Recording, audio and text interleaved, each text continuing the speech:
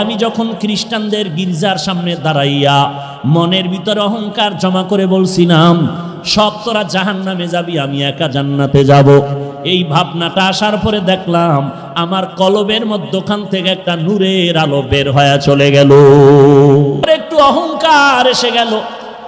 এরপরে আল্লাহর ওলি সামন দিকে রওনা হয়ে গেলেন। শিবলি রহমাতুল্লাহ আলাইহি তার মুরিদ সাথে, জুনায়েদ বাগদাদির সাথে হাজারো মুরিদ। কিছু দূর গিয়া তাকায় দেখতেছেন খ্রিস্টান এলাকার মহিলা সুন্দরী মেয়েরা পানির কূপের থেকে কলসি ভরে ভরে পানি নিয়ে যায়।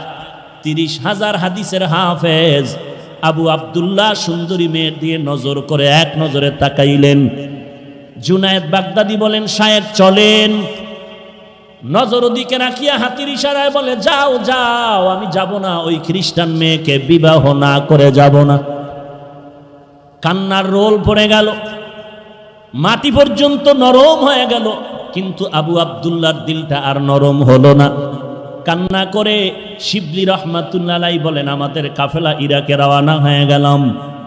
এদিকে ঘটনা কি ঘটে যায়, আবু আব্দুল্লাহ একটানে খ্রিস্টান মেয়েটার বাড়ি গিয়া খ্রিস্টান মেয়ের বাবারে বলে, খ্রিস্টান মেয়ের বাবা, তোমার মেয়েটাকে আমার কাছে বিবাহ দিতে হবে। খ্রিস্টান ডাক দিয়া কয়, রে টুপিওয়ালা, আমার মেয়েকে যদি বিবাহ করতে চাও 2টা শর্ত তোমার মানতে হবে। 1 নম্বরে মদিনার পোশাক ফেলে দাও, মদিনার পোশাক ফালায় দিয়া তারপরে তুমি খ্রিস্টানদের পোশাক পরো।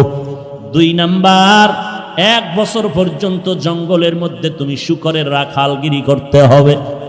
আবু আব্দুল্লাহ 30,000 হাদিসের হাফেজ বলে, দোনোটা শর্ত আমি মেনে নিলাম।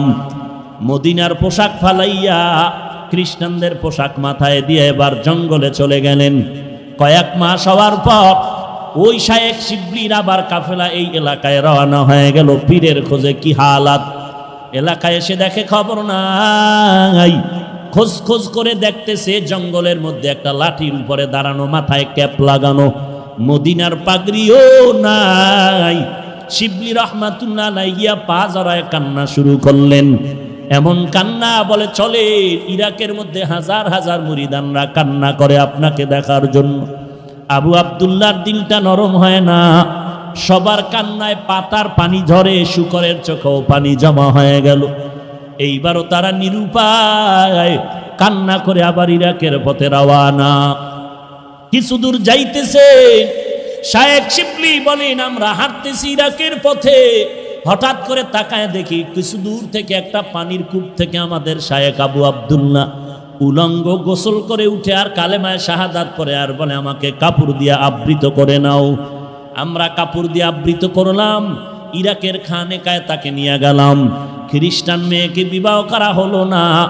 আমরা জিজ্ঞাসা করলাম, হযরত 30,000 হাদিস আপনি হাফেজ, কোরআনের হাফেজ কি পরিমাণ মনে আছে? বলে, একটা হাদিসও আমার মনে নাই, কোরআনের কোনো ইলম আমার সিনার মধ্যে নাই। শায়েখ এই হালাত কেন হলো? বলে, আমি যখন খ্রিস্টানদের গির্জার সামনে দাঁড়াইয়া মনের ভিতরে অহংকার জমা করে বলছিলাম, সব তোরা জাহান্নামে যাবি, আমি একা জান্নাতে যাব। এই ভাবনাটা আসার পরে দেখলাম আমার কলবের মধ্যখান থেকে একটা নূরের আলো বের হয়ে চলে গেল।